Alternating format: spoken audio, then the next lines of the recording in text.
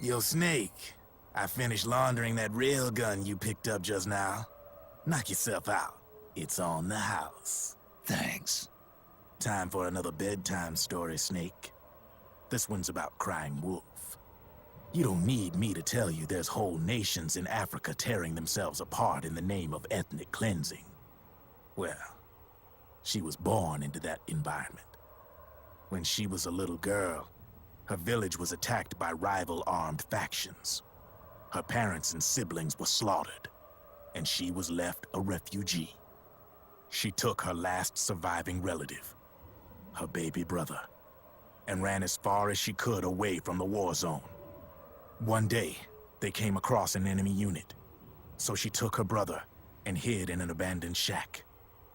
And then her brother started to cry.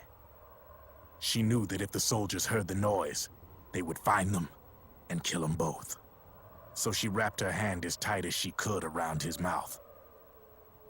As the footsteps gradually went away, she came back to her senses.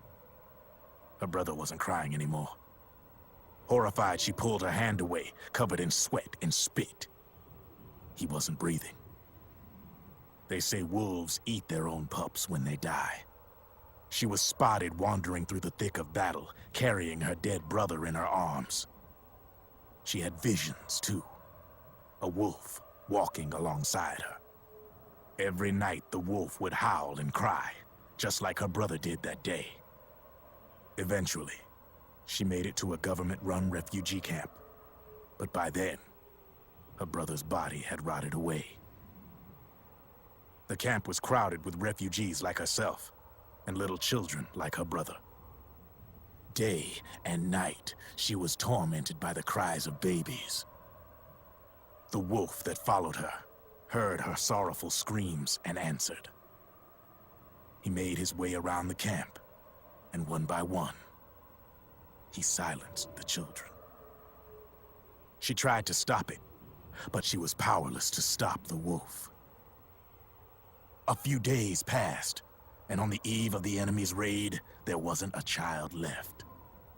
The adults who survived were torn up pretty bad. Of course, there was never any wolf in that camp. She was the one who killed those babies. But she couldn't bring herself to admit it. She couldn't bear the thought of herself going from one baby to the next, howling like a wolf, snuffing out their little lives. And she never did, even as crying wolf, a lonely beast forever stalking the battlefield. Snake, fighting with you made Wolf finally accept what she'd done. She was cleansed by you. If the cries she heard of children on the battlefield have been silenced, it's because of you. You ought to be proud.